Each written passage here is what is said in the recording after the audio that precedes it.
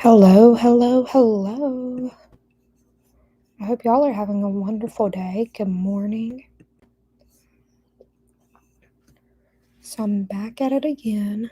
So I'm going to read 2nd Chronicles 13.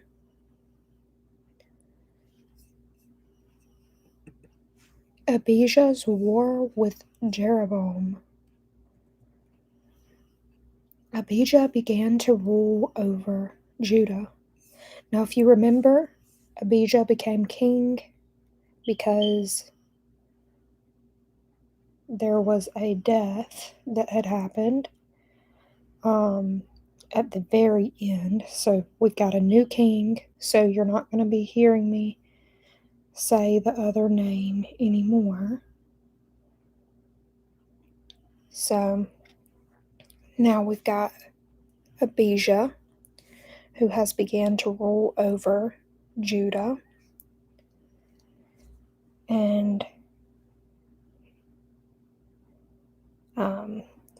if you remember, Rehoboam was the king of the last chapter. He was the king that everybody knew about, and Jeroboam was fighting with him a lot. Well, now we've got Abijah, who is now also at a war, but he's with Jeroboam, who was fighting with Rehoboam all that time. So let's get started. Abijah began to rule over Judah in the 18th year of Jeroboam's reign in Israel. He reigned in Jerusalem 3 years. His mother was Micah, the daughter of Uriel from Gibeath. Then war broke out between Abijah and Jeroboam. Judah, led by King Abijah, fielded 400,000 select warriors, while Jeroboam mustered 800,000 select troops from Israel. When the army of Judah arrived in the hill country of Ephraim, Abijah stood on Mount Zerim and shouted to Jeroboam and all of Israel, "Listen to me! Don't you realize that the Lord, the God of Israel, made a lasting covenant with David, giving him his descendants the throne? Giving him and his descendants the throne of Israel forever? Yet Jeroboam of Nemat, a mere servant of David's son Solomon, rebelled against his master." Then a whole gang of scoundrels, I don't know what that word means, so what I like to do is copy it, paste it into the handy dandy tab, make sure it's spelled correctly with the S in front, and then define the word. A wicked person who is deceitful, selfish, and seeks to harm others for personal gain. That's what it says.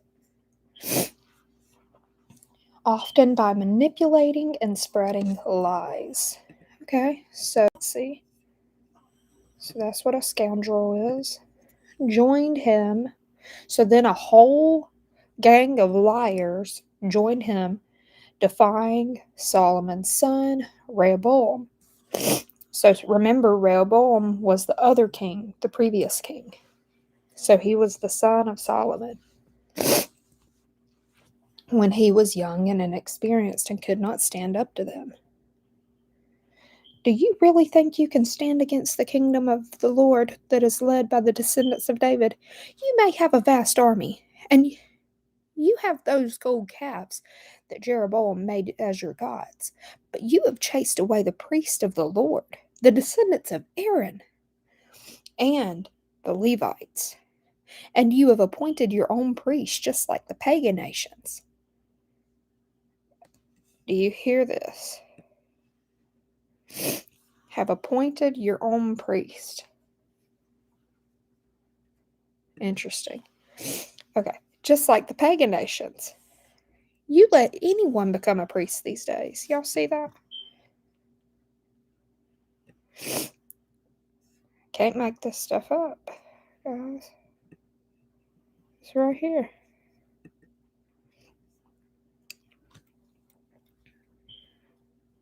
Whoever comes to be dedicated with a young bull and 7 rams can become a priest of these so-called gods of yours. But as for us, the Lord is our God, and we have not abandoned him. Only the descendants of Aaron serve as the Lord as priests. So only the descendants of Aaron serve the Lord as priests, and the Levites alone may help them in their work. They present burnt offerings and fragrant incense to the Lord every morning and evening.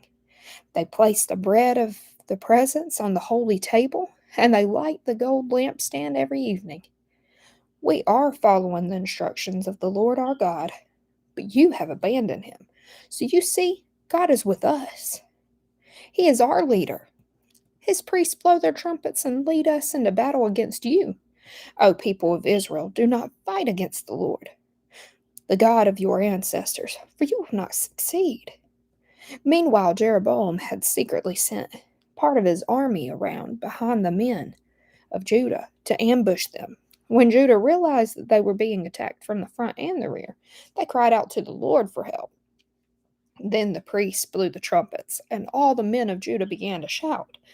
At the sound of their battle cry, God defeated Jeroboam and all Israel and routed them before Abijah and the army of Judah. The Israelite army fled from Judah, and God handed them over to Judah in defeat. Abijah and his army inflicted heavy losses on them. 500,000 of Israel's select troops were killed that day. So Judah defeated Israel on that occasion because they trusted in the Lord, the God of their ancestors. Because they trusted in the Lord of their ancestors. Abijah and his army pursued Jeroboam's troops and captured some of his towns, including Bethel, Jeshiah, and Ephron, along with their surrounding villages. So Jeroboam of Israel never regained his power during Abijah's lifetime. And finally, the Lord struck him down, and he died. Meanwhile, Abijah of Judah grew more powerful and more powerful. He married 14 wives and had 22 sons and 16 daughters. The rest of the events of Abijah's reign, including the words and deeds, are recorded in the commentary of Iddo the prophet. So that was 2 Chronicles 13. I hope y'all all enjoy. May God bless you for listening in. I hope you have a wonderful day. For now, stay blessed.